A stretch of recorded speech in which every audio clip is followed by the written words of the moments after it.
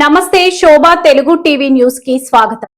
Bhogapuram airport ప్రధాని మోదీ చేతుల మీదుగా ప్రారంభం కావడం సంతోషమని వైసీపీ నేత మాజీ మంత్రి గుడివాడ అమర్నాథ్ అన్నారు. ప్రధాని మోదీ ముందే వైసీపీ అధినేత జగన్ పై CM Chandrababu, deputy CM Pawan Kalyan విమర్శలు చేశారు. ప్రధాని ముందే అబద్దాలు చెప్పారు. ప్రధానికి అబద్దాలు చెబితే ఇక ప్రజల పరిస్థితి ఏమిటో అర్థం చేసుకోవాలి అని అన్నారు. చూస్తే సాక్షాత్తు దేశ ప్రధాని గారి ముందే, దేశ ప్రధాని నరేంద్ర మోడీ గారి ముందే రాష్ట్ర ముఖ్యమంత్రి, రాష్ట్ర ఉప ముఖ్యమంత్రి, కేంద్ర మంత్రి, ముఖ్యమంత్రి గారి కొడుకు సకల శాఖ మంత్రి గారు నలుగురు కూడా ఒకటే స్క్రిప్ట్ తీసుకొని ప్రతిపక్ష నాయకులైనటువంటి శ్రీ వైఎస్ జగన్మోహన్ రెడ్డి గారి మీద విమర్శలు చేసేటువంటి దానికి ఆ వేదికను వాడుకున్నారు. సరే, విమర్శలు చేయడం అనేటువంటిది వాళ్ళకి సర్వసాధారణంగా గడిచినటువంటి 2 సంవత్సరాలుగా వాళ్ళకి ఏ వేదిక దొరికినా జగన్నామ స్మరణ అనేటువంటిది వారు చేస్తున్నటువంటిది మనందరం కూడా చూస్తూ ఉన్నాం. కానీ సాక్షాత్తు ప్రధానమంత్రి గారి ముందు కూడా అబద్ధాలు చెప్పడానికి వెనకడుగు వేయలేదు. ఇంకా దేశ ప్రధాని ముందే అబద్ధాలు చెప్పినటువంటి దానికి ధైర్యం చేసినప్పుడు ప్రజలకు ఎన్ని అబద్ధాలు చెప్తున్నారు అనేటువంటిది కొత్తగా చెప్పాల్సినటువంటి పని లేదు. అయితే భోగాపురం ఇంటర్నేషనల్ ఎయిర్పోర్ట్ ఆ నిర్మాణం కానీ, దానికి కావాల్సినటువంటి అప్రూవల్స్ కానీ, ఎవరి పాత్ర ఏంటి, ఎవరు దీనికి పూర్తిగా సహకరించారనేటువంటిది ప్రజలు కూడా అన్ని వాస్తవాలు కూడా తెలుసుకున్నారు. నిన్న చంద్రబాబు నాయుడు గారు మాట్లాడుతూ కొబ్బరికాయ కొట్టింది నేనే, గుమ్మడికాయ కట్టింది నేనే అంటున్నాడు. ఎస్, ఇవి రెండే మీరు చేశారు. మధ్యలో మిగిలిన పని అంతా కూడా జగన్మోహన్ రెడ్డి గారు చేశారు. కొబ్బరికాయ కొట్టడానికి, గుమ్మడికాయ కట్టడానికి ముఖ్యమంత్రి అవసరం లేదు. ఎవరైనా కట్టేస్తారు. దారిని పోయినాడు ఎవరైనా కట్టేస్తాడు. కొట్టమంటే కొబ్బరికాయ కొట్టమంటే ఎవరైనా కొడతాడు, గుమ్మడికాయ కట్టమంటే ఎవరైనా కట్టేస్తాడు. కానీ భోగాపురం ఇంటర్నేషనల్ ఎయిర్పోర్ట్ కట్టింది మాత్రం జగన్మోహన్ రెడ్డి గారే అనేటువంటిది ప్రజలు వాస్తవాలు తెలుసుకున్నారనేటువంటి విషయాన్ని చంద్రబాబు నాయుడు గారు గుర్తుపెట్టుకోవాలి. 2019లో తెలుగుదేశం పార్టీ ప్రభుత్వం గద్దె దిగిపోయేటువంటి సమయానికి జగన్మోహన్ రెడ్డి గారు 2019లో ముఖ్యమంత్రిగా బాధ్యతలు తీసుకునేటువంటి సందర్భంలో 2700 ఎకరాలకు గాను సేకరించినటువంటి భూమి కేవలం 270 ఎకరాలు మాత్రమే. 270 నుంచి 290 ఎకరాలు మాత్రమే. అంటే నాట్ ఈవెన్ 10%. మరి 270 ఎకరాలు 290 ఎకరాలు మాత్రమే మీరు సేకరించినటువంటి భూమితో అసలు మీరు శంకుస్థాపన ఎలా చేశారు 2019లో చంద్రబాబు నాయుడు గారు? భూమి లేదు, కాంట్రాక్టర్ లేడు, జిఎంఆర్ ఇంటర్నేషనల్ ఎయిర్పోర్ట్ ఇన్కార్పొరేషన్ లేదు, ఏది లేకుండా ఫిబ్రవరి 14, 2019 చంద్రబాబు నాయుడు గారు శంకుస్థాపన ఏ ఉద్దేశంతో చేశారు? ఎవరిని మభ్యపెట్టడానికి చేశారు? ఎవరిని మోసం చేయడానికి చేశారు? ఇది వాస్తవం కాదా? భూమి లేక, కాంట్రాక్టర్ లేక, ఫైనాన్షియల్ క్లోజర్ లేక, క్లియరెన్స్లు లేక, ఏది లేకుండా చంద్రబాబు నాయుడు గారు శంకుస్థాపన చేశారు. అందుకని అన్న, కొబ్బరికాయ కొట్టడానికి మీ శిలాఫలకం ఓపెన్ చేయడానికి ఒక టాపీ మేస్త్రిని మీ చేతి కొబ్బరికాయ ఇచ్చినోడు ఉంటే చాలు. మీరు ఇటువంటి శిలాఫలకాలు ఈ రాష్ట్రంలో ఉమ్మడి ఆంధ్రప్రదేశ్లో కొన్ని వేల శిలాఫలకాలు ఉన్నాయి చంద్రబాబు నాయుడు గారు ఇలా తుప్పలు పట్టేసినవి. ఎందుకంటే ఆయనకి ఎన్నికల ముందు వారి ఎన్నికల అవసరాల కోసం ఇటువంటి శిలాఫలకాలు, కొన్ని వందల శిలాఫలకాలు ఉమ్మడి ఆంధ్రప్రదేశ్లో వేసినటువంటి సందర్భాలు చూసాం. ఈ సందర్భంలో మేము ఆ రోజు 2019లో మేము అధికారంలోకి వచ్చేటువంటి సమయానికి 130 పైచిలకు లీగల్ ఇష్యూస్ ఉన్నాయి ఆ భోగాపురం ఇంటర్నేషనల్ ల్యాండ్ ఎక్విజిషన్కి. 2020లో కోవిడ్ని ఎదుర్కొన్నాం.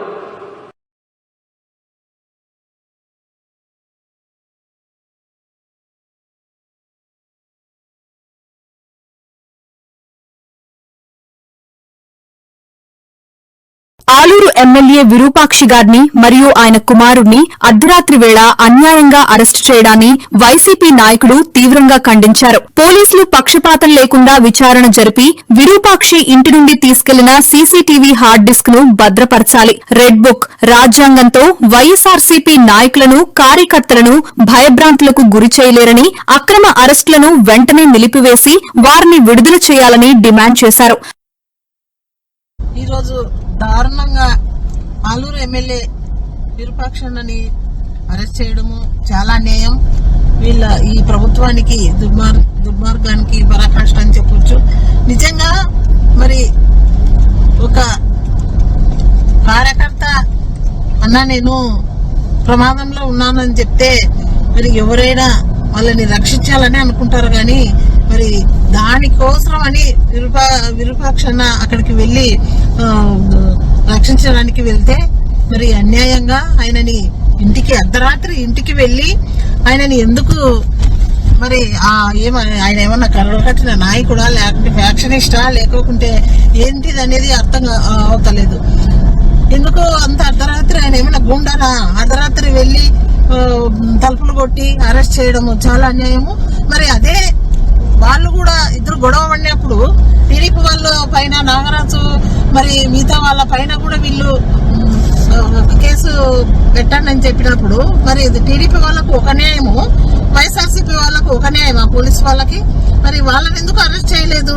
పూర్తిగా విచారణ జరిపించాలి కదా, ఎక్కడ తప్పు ఎక్కడ అనేది. మరి వెంటనే మళ్ళా అది కాపాడడానికి వెళ్లిన ఎమ్మెల్యేదే విరూపాక్షి గారిదే తప్పని చెప్తున్నారు. మరి తప్పన్నప్పుడు విచారణ పూర్తిగా చేయాలి. అర్ధరాత్రి పోయి మరి తలుపులు కొట్టి అరెస్ట్ చేయాల్సిన అవసరం ఏముంది? ఈ రోజు ఇవన్నీ చూస్తే రెడ్ బుక్ రాజ్యాంగానికి పరాకాష్ట అని తెలుస్తుంది.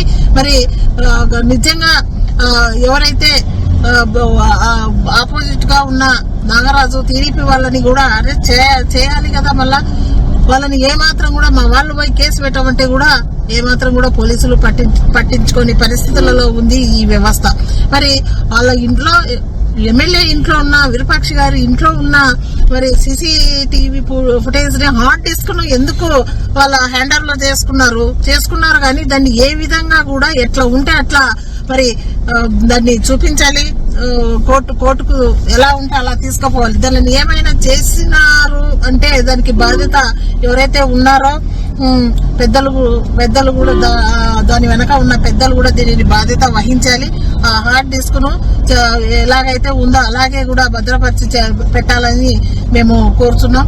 అలాగే విరూపాక్షిని ఆయన కుమారుణ్ణి మరి ఎవరినైతే అన్యాయంగా అరెస్ట్ చేసినారో వెంటనే విడుదల చేయాలని చెప్పేసి మేము డిమాండ్ చేస్తున్నాం. అలాగే ఈ రాష్ట్రంలో జరుగుతున్నది అన్యాయాలు చాలా జరుగుతున్నాయి. ఎక్కడ చూసినా కూడా నోరు విప్పితే మరి బోత్ సైడ్ పార్టీలు కొట్లాడుకుంటుంటారు, చిన్న చిన్న గొడవలు చేసుకుంటుంటారు, కానీ బోత్ సైడ్ కేసులు పెట్టి చూసినాం. కానీ మరి ఈ రెడ్ బుక్ రాజ్యాంగంలో ఈ ఆంధ్రప్రదేశ్ లో మరి ఒకటే వైఎస్ఆర్సీపీని టార్గెట్ గా చేస్తూ వైఎస్ఆర్సీపీ వాళ్ళని భయభ్రాంతులు చేయాలి ఇలా అరెస్టులతో అని చూస్తున్నారు. ఎవరు కూడా మీ అరెస్టులకు భయపడరు, మీ కేసులకు భయపడరు. వెంటనే కూడా మీరు అన్యాయం అనేది ప్రజలంతా కూడా గమనిస్తున్నారు. మీరు ఇలాగా కేసులు పెట్టి వైఎస్ఆర్సీపీ కార్యకర్తలను నాయకులను అంచివేయాలని చూస్తున్నారేమో. ఎవరు కూడా ఈ అక్రమ అరెస్టులకు భయపడేది లేదని చెప్పేసి తెలియజేస్తున్నాం.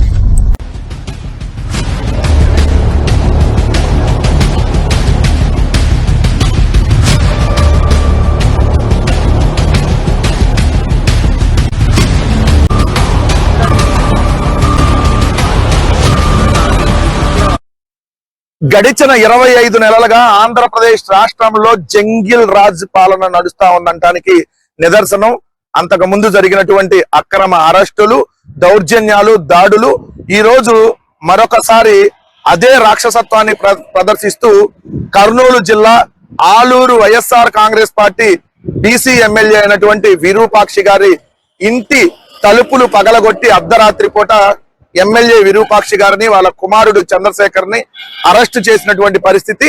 అక్కడ ఉన్నటువంటి సీసీ ఫుటేజ్ని, హార్డ్ డిస్క్ ని కూడా పోలీసులు ఎత్తుకుపోయారు అని అంటే ఎంత దౌర్జన్యం, ఎంత దాడులు, ఎంత అరాచకాలు ఆంధ్రప్రదేశ్ రాష్ట్రంలో పేట్రేగిపోతున్నాయంటానికి ఇది నిదర్శనం.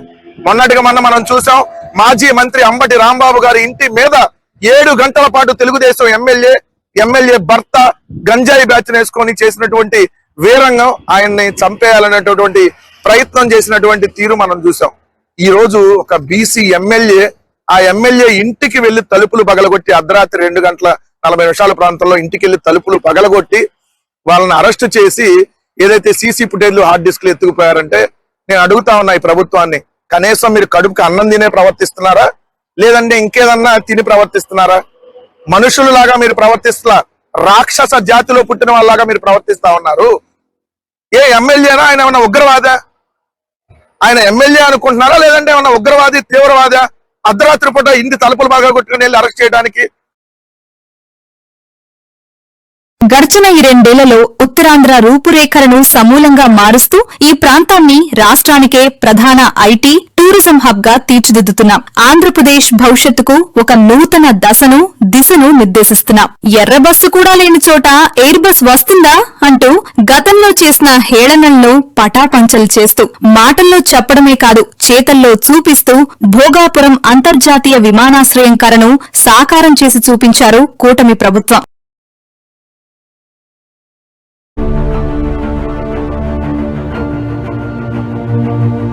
మాట ఇచ్చాం, ఛిద్రమైన మీ బిడ్డలకు భవిష్యత్తు నిర్మిస్తామని. చాలా థ్యాంక్స్ చెప్తున్నానండి మా డిఎస్సి ఆస్పిరెంట్స్ అందరి తరఫున, మా అందరి కళ నెరవేర్చారు.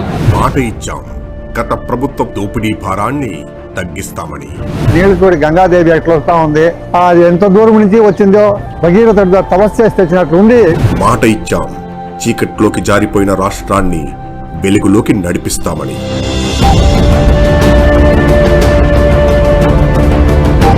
అధికారం చేపట్టిన 2 ఏళ్లలో ఆర్థిక పరిస్థితిని గాటిలో పెట్టి సంక్షేమాన్ని దారిలో పెట్టి రాష్ట్రానికి సీమను డ్రైవింగ్ ఫోర్స్ గా మారుస్తున్నాం. సాగునీటి విప్లవాన్ని తీసుకొచ్చి రాయలసీమలో 2 ఏళ్లలో 12,484 కోట్లు ఖర్చు పెట్టిందే కాకుండా 2026-27 బడ్జెట్లో మరో 10,000 కోట్లు కేటాయింపులు చేశాం.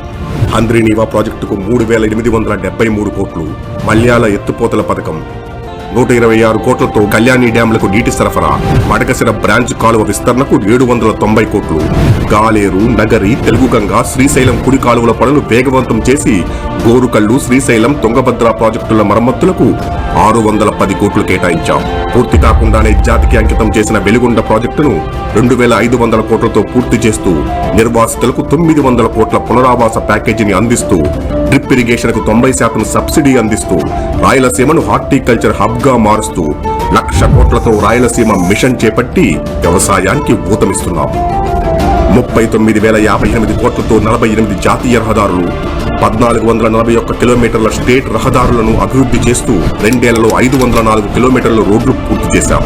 రాయలసీమలో పారిశ్రామిక విప్లవాన్ని తీసుకొచ్చి 4.63 లక్షల కోట్ల పెట్టుబడులతో 4.11 లక్షల ఉద్యోగాలే లక్ష్యంగా 239 పరిశ్రమలు ఏర్పాటు చేస్తున్నాం. కర్నూలు, అనంతపురంలో 600 ఎకరాల్లో డ్రోన్ సిటీని ఏర్పాటు చేస్తూ రాయలసీమను డిఫెన్స్ అండ్ ఏరోస్పేస్ హబ్ గా మారుస్తూ 15,800 కోట్ల పెట్టుబడితో సత్యసాయి జిల్లాలో ఏడీఏ ఫ్లైట్ టెస్టింగ్ సెంటర్ ను, ఏఎంసీఏ యుద్ధ విమానాల తయారీ కేంద్రాన్నే కాకుండా చిత్తూరులో 159 కోట్ల పెట్టుబడితో Pioneer Clean, Hamsa aircraft project ఏర్పాటు చేసి Ethereal Exploration, Skyroot Aerospace, Royal Enfield, Apollo Tyres, Carrier Global, LG electronic విస్తరణ, ఓర్వకల్లు, కొప్పర్తి పారిశ్రామిక హబ్లలో 25,000 కోట్ల పెట్టుబడులు, జొన్నగిరి గోల్డ్ మైనింగ్ ప్రాజెక్టు, 50,000 మెగావాట్ల లక్ష్యంతో solar energy hub, hero Motors తో పాటు సీమలో స్టీల్ ప్లాంట్ ఏర్పాటు చేస్తూ రాయలసీమను గ్రోత్ ఇంజిన్ గా మారుస్తున్నాం. ఇచ్చిన మాటకు కట్టుబడ్డాం, అభివృద్ధి వైపు రాష్ట్రాన్ని పరుగులెత్తిస్తున్నాం.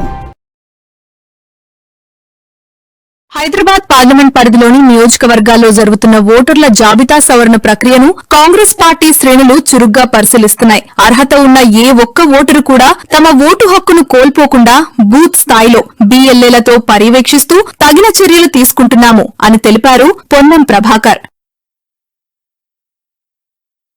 హైదరాబాద్ పార్లమెంటు పరిధిలో ఉన్నటువంటి 7 శాసనసభ నియోజకవర్గాల్లో ఏదైతే ఓటర్ రివిజన్ జరుగుతూ ఉందో ఆ రివిజన్ ప్రక్రియ ఒక అర్హత కలిగినటువంటి ఓటరు కూడా ఓటు హక్కును కోల్పోవద్దని ప్రజాస్వామిక పార్టీ అయినటువంటి కాంగ్రెస్ పార్టీ అన్ని రకాల బిఎల్ఏ లెవెల్లో, బూత్ లెవెల్లో పార్టీ శ్రేణులు అందరినీ కూడా ఉత్తేజపరుస్తూ మరి దాన్ని ఒకసారి సమీక్షించుకోవడానికి గౌరవ సహచార మంత్రి అజరుద్దీన్ గారు, ఈ హైదరాబాద్ పార్లమెంట్ ఇన్ఛార్జ్ మల్లు రవి గారు, అదేవిధంగా శాసనసభకు పోటీ చేసినటువంటి అభ్యర్థులు, వివిధ హోదాల్లో ఉన్నటువంటి నాయకులందరం కూడా కలిసి హైదరాబాద్ పార్లమెంట్ లో ఉన్నటువంటి ఓటర్ల సవరణను బాధ్యతగా పాల్గొంటా ఉన్నాం.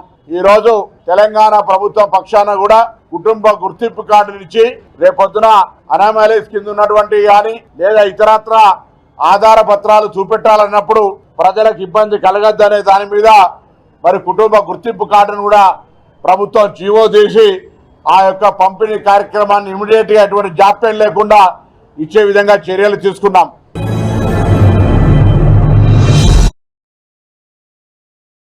తెలంగాణ రాకముందు 35 లక్షల ఎకరాలకు మాత్రమే సాగునీరు అందగా కేసీఆర్ కాళేశ్వరం నిర్మాణం తర్వాత 1,60 లక్షల ఎకరాలకు నీళ్లు అంది 2 కోట్లకు పైగా పంట దిగుబడి సాధ్యమైందని అసలు సత్యాలను ప్రజలకు విడమర్చి చెప్పడానికే ఈ యాత్ర చేపట్టామని బీఆర్ఎస్ కొప్పుల ఈశ్వర్ తెలిపారు.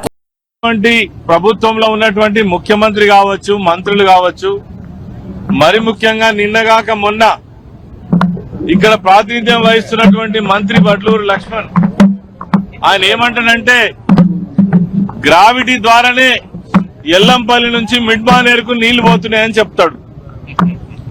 ఒక దిక్కేమో వాళ్ళ ముఖ్యమంత్రికి అవగాహన లేదు నీళ్ల పైన, మంత్రులకు అవగాహన లేదు.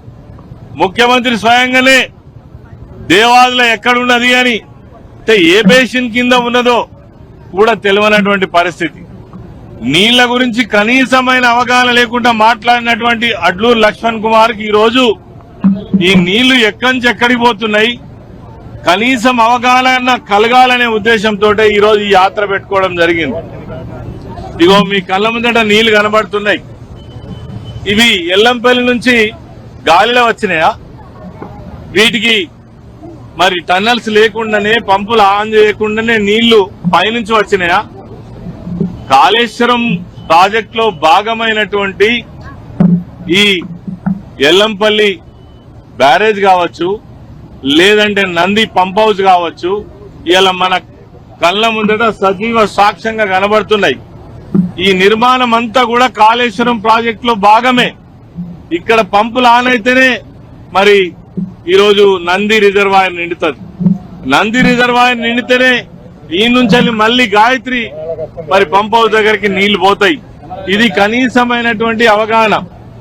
ఇవన్నీ కూడా ఏమి తెలియకుండా గాలికి మాట్లాడుతున్నారు మంత్రులు, మరి ముఖ్యంగా అడ్లూరు లక్ష్మణ్ కుమార్.